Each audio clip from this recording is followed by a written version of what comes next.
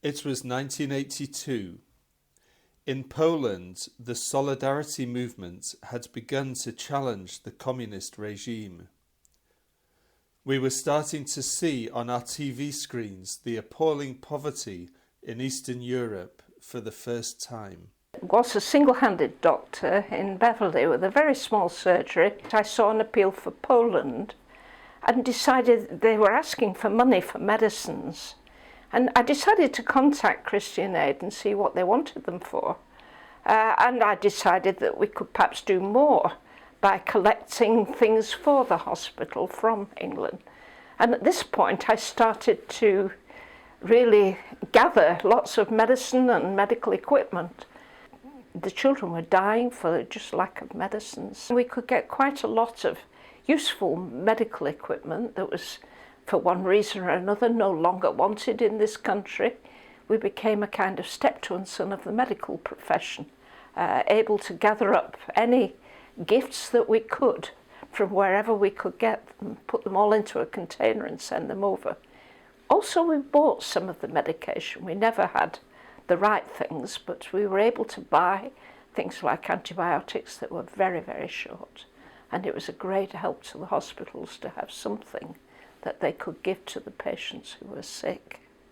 As Jacob's Well became known, donations of money and medical supplies started to flood in. That gave Jacob's Well the opportunity to start working in new countries overseas, like Afghanistan. I went into that ward where there's so many mine injuries. They were wheeling small children in with both legs blown off. There was a ward full of these kids. The first bed in I can remember very well because this little boy had a gangrenous leg. It was both smelly and black, and it was just hung up on a pulley. And I looked at it and said, that will have to come off. Next day I went back again and it had come off, but he was desperately poorly because they hadn't any antibiotics to give him. And he was obviously going to die unless something happened.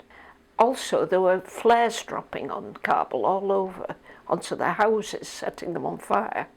And sometimes the flares had almost looked as if they'd gone out and the children had handled them and then they'd flared up again.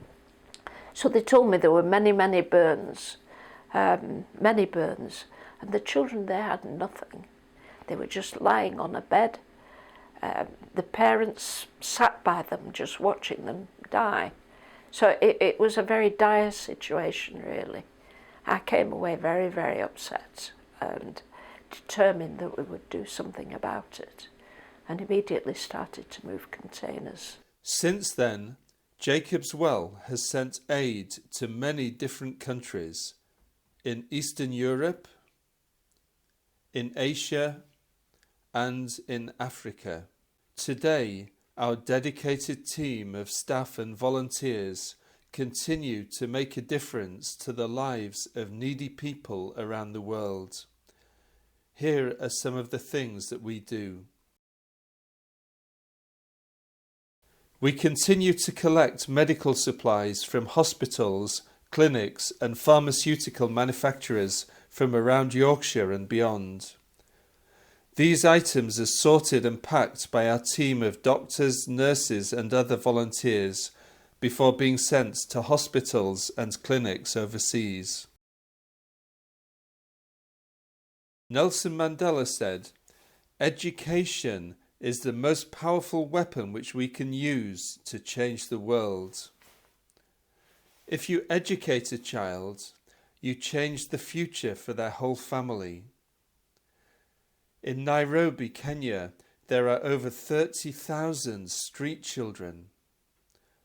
They live on the streets because they have no families or homes to go to. Jacob's Well supports schools like the ABC school in the Matare slum in Nairobi. This school gives street children a place to live, a community to belong to, and a first-class education which enables them to get a good job in the future. Almost every year there is a major disaster somewhere in the world. Typhoons, tsunamis, droughts, epidemics or earthquakes hit with devastating results. Jacob's Well aims to respond by sending emergency aid to the people that need it the most.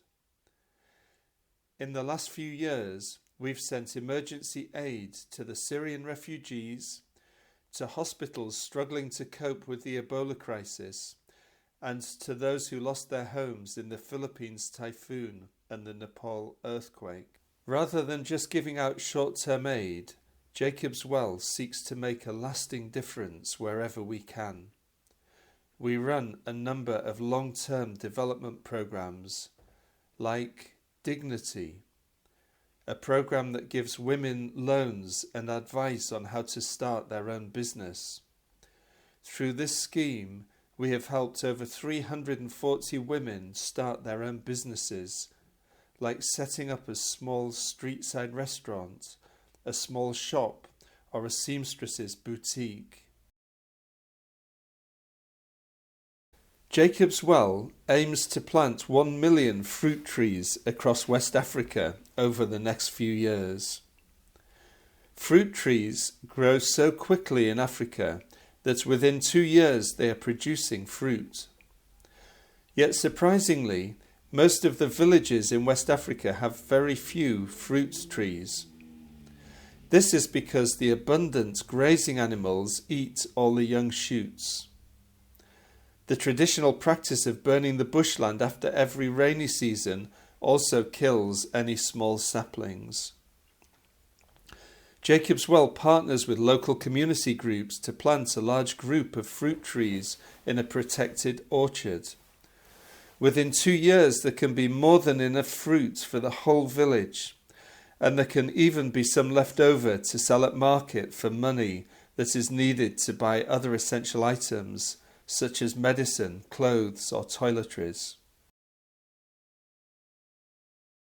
There are 783 million people in the world who don't have proper access to clean drinking water.